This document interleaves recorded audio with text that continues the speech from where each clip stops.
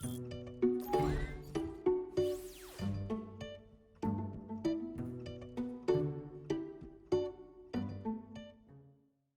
video explains the concept of supersession, which is the idea that a new product is a lookalike of an existing product. In any business, product innovation is a key driver for success.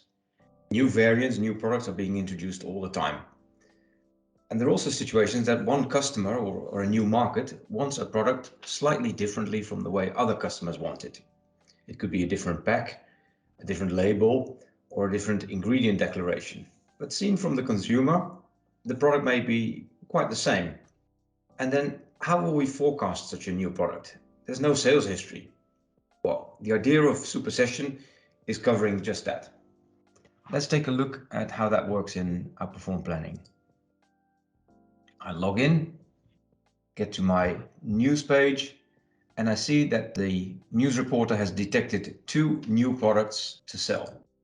And those 2 new products are the Super IBC and the Super MC, a dark chocolate and a milk chocolate, the Super in-between dark chocolate 65%, and the Super milk chocolate. Now I can inspect them, but I could also decide to start a workflow for a structured introduction of this new product. And the first step is define supersession. Let's take a look at what supersession does for me. This report is to help with new product introductions, creates a virtual history for the new products that are similar to the existing products. And then there's a lot more detail that I better demonstrate than read out to you, but never skip the F1 help if you run into a report or a situation that you are unfamiliar with.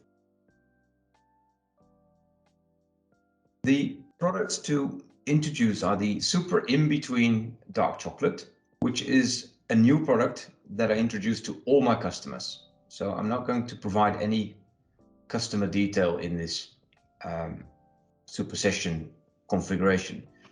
The introduction date I choose is somewhat in the future. In this data set, we are on the 12th of April, but I will say from the 1st of June, this product is going to be sold. And it's going to inherit behavior from another dark chocolate product, the 60% over here.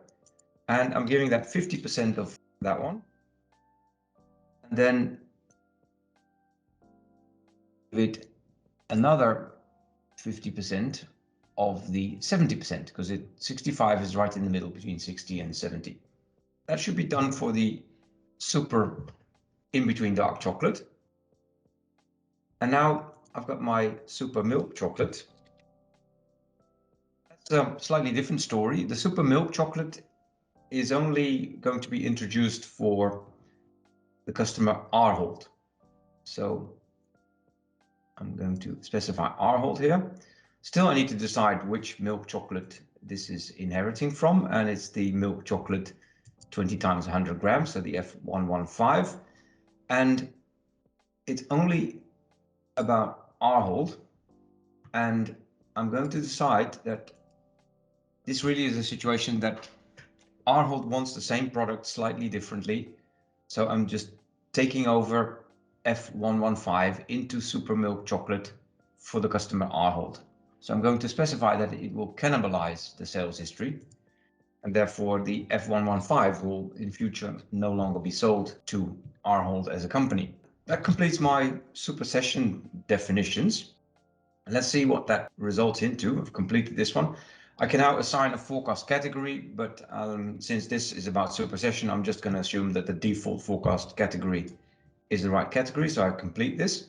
Just a quick look at the item customer. The Super in-between dark chocolate is going to be sold to this set of customer, and that's because I've specified that the Super in-between dark chocolate inherits behavior from the other 2 chocolates. And since the other 2 dark chocolate products were sold to these customers, the behavior will be similar. And in the milk chocolate, that's a different story, because in milk chocolate, I've specified that this would only be applicable to Ahold as a customer. I'm ready with this step, and now I'm ready to create a forecast. Let's look first at the in-between dark chocolate. The in-between dark chocolate has sales history. And that sales history is to all these customers. Now let's take a look at this inheritance behavior. And for that, I'm going to switch on my watch list that I have already prepared. And if I look in my dark chocolates, then I've got the 60% and the 70% and the in-between dark chocolate. Let's see what patterns I'm seeing. I see this kind of history pattern for the 60%. This one for the 70% is slightly more wobbly over here. And this one is then a mix of these two patterns. And for those more interested in numbers than in charts, this 664 and 388 adds up to 1052, and this 526 is just 50% of that volume. So I can start forecasting my product based on the history of its predecessors. Let's take a look at the other product, the milk. In the milk arena, I see that my F115 is sold to all these customers, but is no longer being sold to Ahold, although there is still forecast for it, which I'm yet to eradicate or yet to remove. And customer Ahold is having all that sales history. So if I now do a forecast,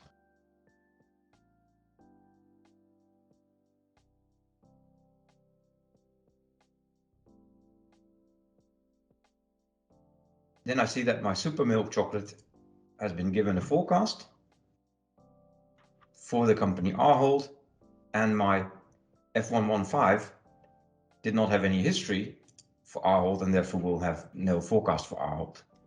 Similar for the dark chocolate, my F25 and F35 have the same forecast because they have not been cannibalized. My super in-between dark chocolate has inherited history, but has also been given this introduction date on the 1st of June, and therefore the forecast is starting from the 1st of June. We were mentioning the word virtual history a number of times, and there's one more explanation available on that. If I go to my slice and dice report, I have a tick mark here, which allows me to show the actual history.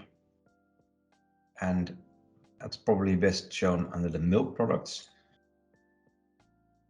If I look at my F115 to customer Ahold, I have no history at all. And all that history moved over to the super milk chocolate. If I switch on my actual history, I learn what my ERP system has sent me. And here's my history for Ahold, and there's no history for Super MC. If I take this off, all the volume rolls over to Super MC. This concludes the Supersession explanation. Thanks for watching, and if you have more questions, please don't hesitate to reach out to us. Thank you.